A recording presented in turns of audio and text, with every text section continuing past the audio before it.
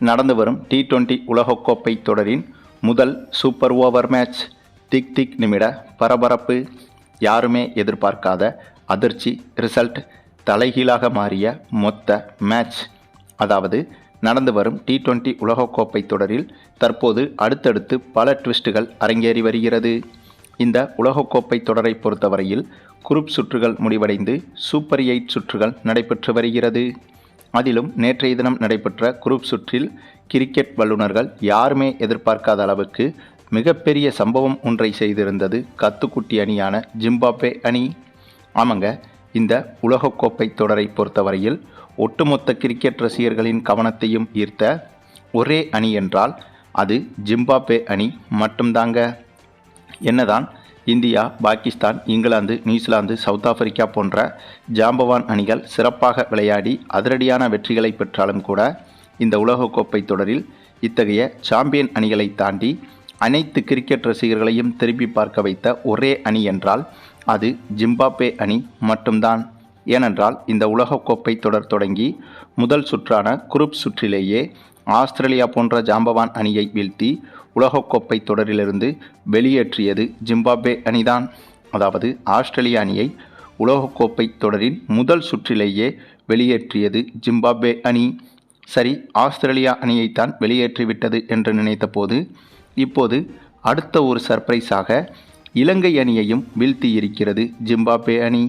ஆமாங்க, இந்த நடந்து வரும் T20 உலகக்கோப்பை தொடரின் குரூப் சுற்றுகளில் பி பிரிவில்தான் ஜிம்பாப்வே, ஆஸ்திரேலியா, ஸ்ரீலங்கா உள்ளிட்ட அணிகள் பங்கு பெற்று விளையாடி வந்தது.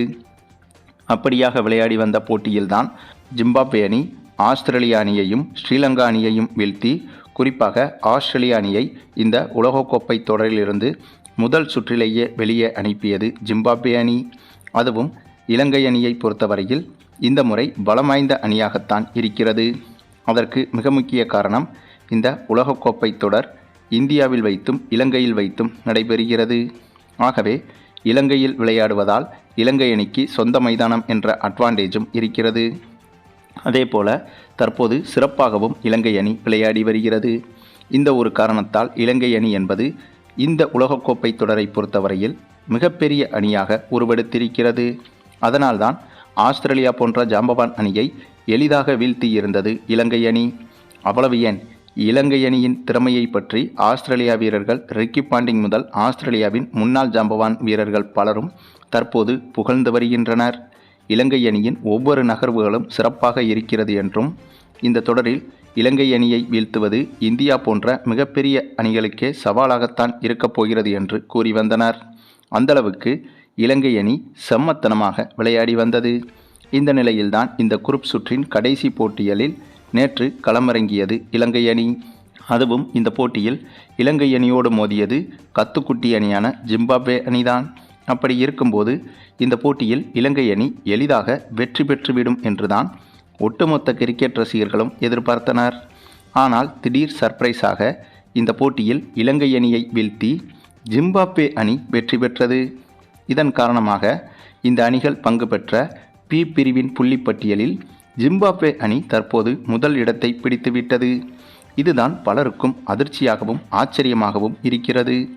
கத்துக்குட்டி அணியான ஜிம்பாப்வே அணி ஆஸ்திரேலியா போன்ற ஜாம்பவான் அணியை வீழ்த்தியது மட்டுமில்லாமல் இலங்கை போன்ற மற்றொரு சொந்த மைதான அட்வான்டேஜ் இருக்கும் ஜாம்பவான் அணியையும் வீழ்த்தி இருக்கிறது ஜிம்பாப்வே அணி.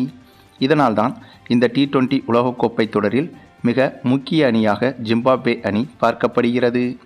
அநேகமாக அடுத்தடுத்த முக்கியமான சுற்றுகளில் பெரிய அணிகளை வீழ்த்துவது கூட இந்தியா போன்ற மிகப்பெரிய அணிகளுக்கு எளிதாக இருக்கலாம். ஆனால் ஜிம்பாப்வே அணியை வீழ்த்துவதுதான் இந்திய அணிக்கு மிகப்பெரிய கடினமாக இருக்கப் போகிறது என்றுதான் தோன்றுகிறது. அந்தளவுக்கு ஜிம்பாப்வே அணி சிறப்பாகவும் நேர்த்தியாகவும் விளையாடி வருகிறது. அது மட்டுமில்லாமல் இந்த சூழலில்தான் இப்போது சூப்பர் 8 சுற்றில் இந்திய அணியும் சவுத் ஆப்பிரிக்கா அணியும் மோதியது. இந்த போட்டியும் ரசிகர்களுக்கு எதிர்பாராத திருப்பத்தை ஏற்படுத்தியது. ஏனென்றால் இந்த போட்டி தொடங்கி முதலில் பேட்டிங் செய்த நம்ம இந்திய அணியை பொறுத்தவரையில் எதிர்பார்த்த அளவுக்கு பிரம்மாண்டமான அதிரடியை காட்டவில்லை என்றாலும் கூட ஓரளவுக்கு சூப்பராகவே விளையாடியிருந்தது இந்திய பேட்டிங் வரிசை. ஓப்பனிங் இறங்கிய அபிஷேக் சர்மாவில் தொடங்கி கடைசியாக களமிறங்கிய அக்சர் பட்டேல் வரையிலும் ஓரளவுக்கு சூப்பராகவே பேட்டிங் செய்திருந்தனர். இதனால் 20 ஓவர்கள் முடிவில் இந்திய அணியின் ஸ்கோர் 189 ரன்கள் வரை சென்றுவிட்டது. அதுவும் இந்த போட்டியில் இந்திய அணி சார்பில் யாருமே அரை சதம் கூட எடுக்கவில்லை. ஆனாலும் களமிறங்கிய பெருவாரியான பேட்ஸ்மேன்கள் 30 ரன்களை தாண்டி எடுத்துவிட்டனர். இந்த போட்டியிலும் ஒரே ஒரு பேட்ஸ்மேன் தான் சொதப்பியிருந்தார். அவர்தாங்க நம்ம சஞ்சு சாம்சன். இவர் மட்டும்தான் இந்த போட்டியில் 27 பந்துகளை எதிர்கொண்டு வெறும் 19 ரன்கள் மட்டுமே எடுத்திருந்தார். ஏதோ டெஸ்ட் போட்டியில் விளையாடுவது போல விளையாடி சொதப்பியிருந்தார் சஞ்சு சாம்சன். சஞ்சு சாம்சன் மட்டும் இந்த போட்டியில் களமிறங்காமல் இருந்திருந்தால் இந்திய அணியின் ஸ்கோர் இன்னும் அதிகமாகவே சென்றிருக்கும். ஆனாலும் கூட மற்ற பேட்ஸ்மேன்கள் அனைவரும் சிறப்பாக விளையாடியிருந்ததால் இந்திய அணி இந்த போட்டியில் ஓரளவுக்கு நல்ல இலக்கை நிர்ணயித்தது என்றுதான் சொல்ல வேண்டும். பின்னர் இந்தியா நிர்ணயித்த 189 ரன்கள் என்ற இலக்கை நோக்கி களமிறங்கிய சவுத் ஆப்பிரிக்க அணியும் இந்திய அணிக்கு சவாலாகத்தான் பேட்டிங் செய்தது. அதுவும் இந்த போட்டி இந்திய மண்ணில் வைத்து நடைபெற்றாலும் கூட சவுத் ஆப்பிரிக்க அணியை பொறுத்தவரையில் சிறப்பாகவே விளையாடியது.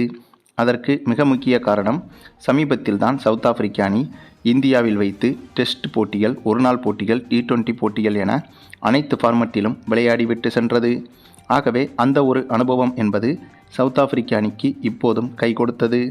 அதனால்தான் சவுத் ஆப்பிரிக்க அணியும் சிறப்பாக பேட்டிங் செய்து ஒரு கட்டத்தில் வெற்றி பெற வேண்டிய சூழ்நிலையில் சென்ற போதும் கூட கடைசி நேரத்தில் ஒரு சில விக்கெட்டுகளை அடுத்தடுத்து இழந்ததால் இந்த போட்டி சமனில் முடிவடைந்தது.